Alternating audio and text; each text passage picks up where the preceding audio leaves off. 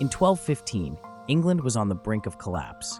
One document, just a few pages, would forever change the relationship between rulers and the ruled.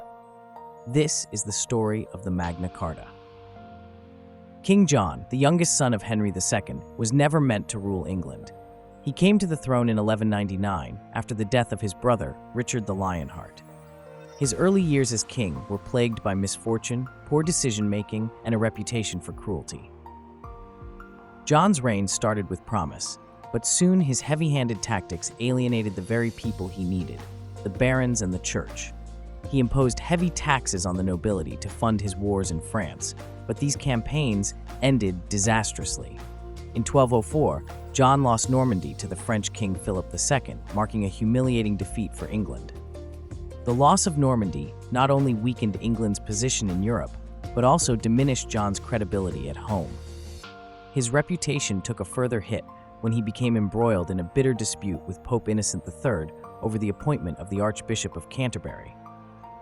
John was known for his ruthlessness. He imprisoned opponents, seized property, and executed dissidents. His increasing demands for money, particularly through taxes, angered the barons who had already suffered under his military failures. By 1215, they were ready to revolt. Interestingly, John's cruelty became legendary in English folklore. He's even the villain in the famous tales of Robin Hood, the corrupt king who oppressed the people while the hero stood up for justice. In 1215, the barons had enough.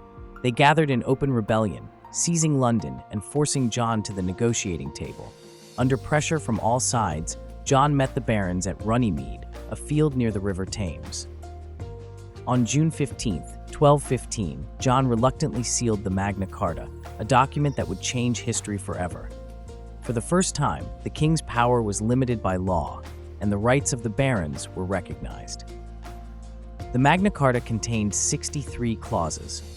While many of these were specific to the political issues of the time, such as regulating feudal rights and limiting the king's ability to levy taxes, a few key principles emerged that changed history.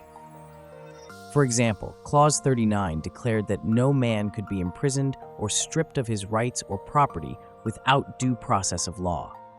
This was one of the earliest recognitions of what we now call habeas corpus, a legal concept that protects against arbitrary detention. And while much of the charter dealt with rights and privileges for the barons, Clause 1 guaranteed the freedom of the Church of England, setting an important precedent for the separation of church and state. Here's a curious fact. One of the more unusual clauses regulated the width of cloth to be sold in markets. So even in the 13th century, there were laws about fair trade. While the Magna Carta was groundbreaking, its impact was not immediate. In fact, just a few months after it was sealed, King John appealed to Pope Innocent III, who declared the Magna Carta null and void.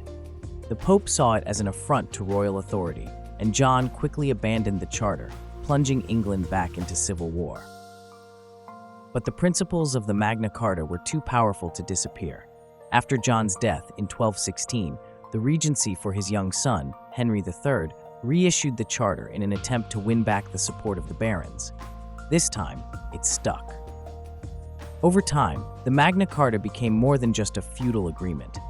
By the 17th century, it was cited by English parliamentarians in their struggles against the monarchy. In fact, it helped inspire the Petition of Right in 1628, and later, the English Bill of Rights in 1689. The Magna Carta's influence didn't stop in England. Across the Atlantic, its principles were foundational for the U.S. Declaration of Independence and the Constitution, with the idea that rulers must be held accountable by law. Even today, the Magna Carta is referenced in legal debates about human rights and civil liberties. It has become a symbol of the idea that no one, not even a king, is above the law. The Magna Carta was just the beginning of a long journey toward the rule of law and individual liberties. Its legacy can be seen in democracies around the world today. If you enjoyed this video and want to learn more about the powerful figures of medieval history, be sure to like, subscribe, and hit the notification bell for more stories from the past.